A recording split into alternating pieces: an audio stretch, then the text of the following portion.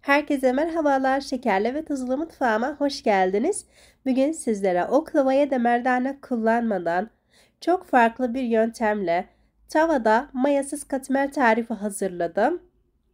Gerçekten bu katmer tarifi tel tel ayrılıyor. Hadi buyurun tarifimize geçelim. İyi seyirler diliyorum. Öncelikle tabağımın içerisine 1 su bardağı ılık süt ve 1,5 su bardağı ılık su ekliyorum. Daha sonra üzerine 1 tatlı kaşığı tuz ve sonrasında unumu ilave ediyorum. Unu birden ilave etmeyelim. Kontrollü bir şekilde ilave etmeye özen gösterelim. Çünkü un miktarı herkese farklılık gösterecektir. Bu arada ben 5 su bardağı un kullandım. Hamurumu tabağımın içerisinde toparladıktan sonra tezgahımın üzerine alarak pürüzsüz bir kıvam alana dek yoğurmaya başlıyorum.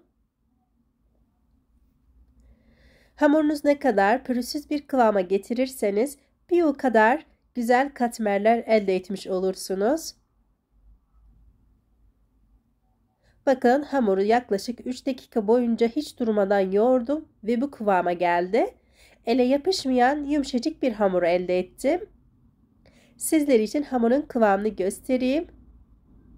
Dilerseniz bu aşamadan sonra 5 dakika dinlendirebilirsiniz. Hemen hamurumu silindir haline getiriyorum. Daha sonra 12 parçaya kesiyorum. Merak etmeyin, hepsini tek tek açmayacağız. Çok farklı bir yöntemle hazırladım. Denemenizi tavsiye ederim gerçekten.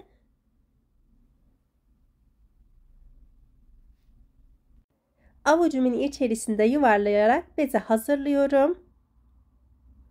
Bezelerimi hazırladıktan sonra tabağımın içerisine 2 yemek kaşığı kadar sıvı yağ alıyorum. Ve bezelerimi gördüğünüz şekilde sıvı yağla yağlıyorum. Her tarafına gelecek şekilde yağımızdan sürelim. Gerçekten katmer yapmak çok kolaydır. Özellikle hamurun yumuşak olması ve güzel bir şekilde yoğrulmasıdır. Ve bir diğer püf noktası arkadaşlar, saklı sırrı aslında da pişirme aşamasındadır. Sizler için hepsini paylaştım.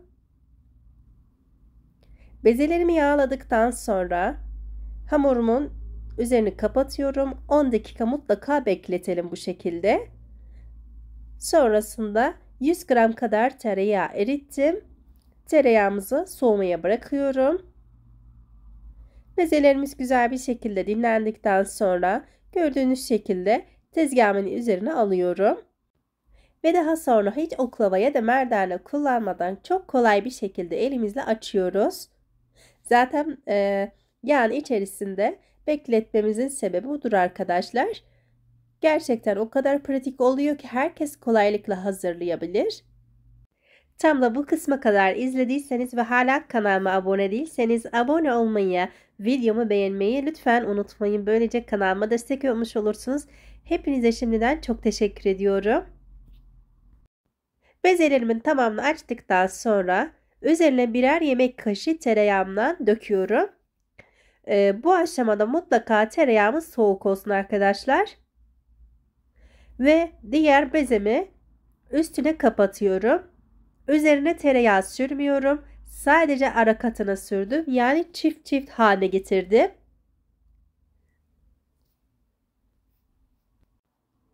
Bu sayede 6 tane elde etmiş oldum. Hepsini bu şekilde hazırladıktan sonra kenara alıyorum. Daha sonra erittiğimiz tereyağının üzerine yarım çay bardağı sıvı yağ ilavesi yapıyorum. Tezgahımın üzerine yarım yemek kaşığı tereyağı sürdükten sonra artık açma aşamasına geçiyorum. Gayet pratik bir şekilde açılıyor. Hiç gözünüz korkmasın. Gerçekten hiç daha önceden katmer tarifi hazırlamadıysanız bile bu tarifi çok kolay bir şekilde hazırlayabilirsiniz. Artık elimle yavaş yavaş çekiştirerek açıyorum. Bu aşamaları özellikle sizler için detaylı bir şekilde gösterdim. Yavaş bir şekilde. Ve kesmedim de aynı zamanda. Açma işlemi sadece 1 dakikamızı alıyor.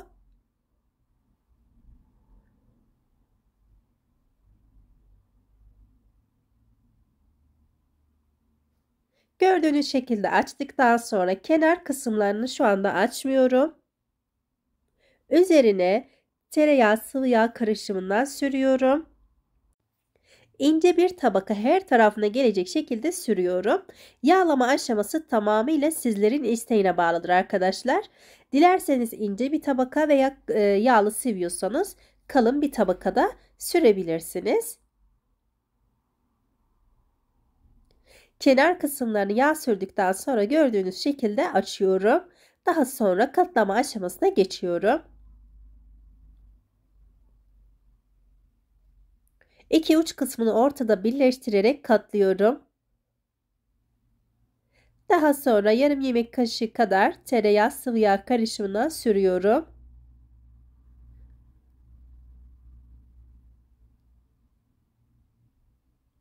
Hepsini aynı bu şekilde aynı bir yöntemle hazırladım arkadaşlar ve kenara aldım.